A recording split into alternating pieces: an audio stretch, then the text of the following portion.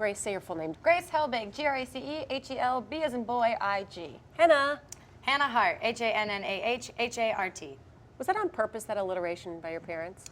Well, nope.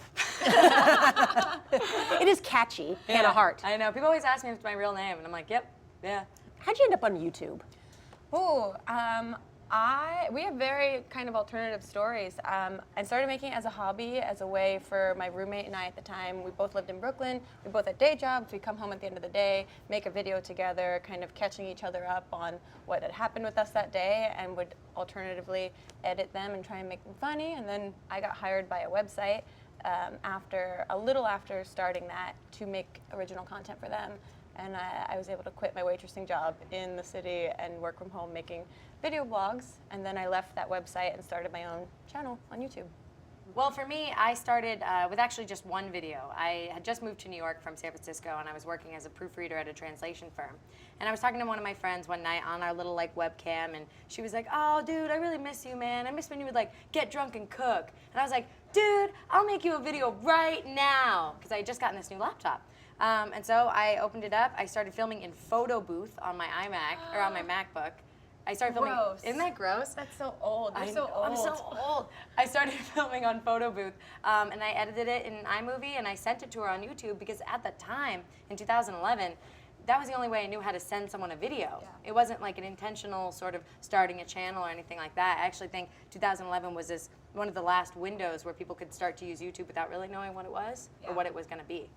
Hannah, when did you realize it had moved beyond just making drunk cooking videos to this is a career where you could make money and make a lot of money? Well, it's interesting because I don't think it became a career to make money for a long time, like multiple years. But it did become a job I could do or a job I could have or a way to start my own business. That was really kind of the thing that was most appealing about it. And so at that point, you know, all these little bells are going off in my head. I'm like, wait a minute. Am I on the cusp of something? I better start paying way more attention. Hold up, am I pioneering something? Yeah. Oh no, man. I should figure this out. Yeah. Grace, when did you realize that you could make a career out of this? It was years and years in the making before it became a real, stable, viable career. I was making the videos for fun while I was doing improv and auditioning for TV and film and commercials, thinking that the traditional media path was the only path for me to do comedy in this world.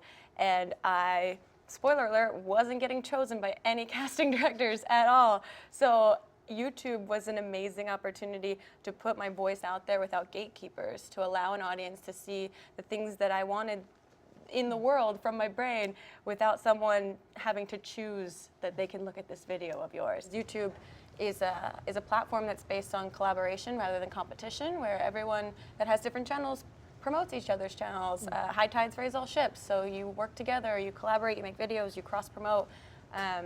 And because, you know, we're all a united front in a way trying to establish this platform and the legitimacy of it, we all feel very, I guess, proud when one of us succeeds in a certain way. Do you feel like celebrities? No. I'm a pioneer, I'm a celebrity. I mean, geez. More labels. Labels. I'm a Libra. I don't. I feel like a human being, which is very exciting for me. It's a step up from robot. Yeah, which is my usual.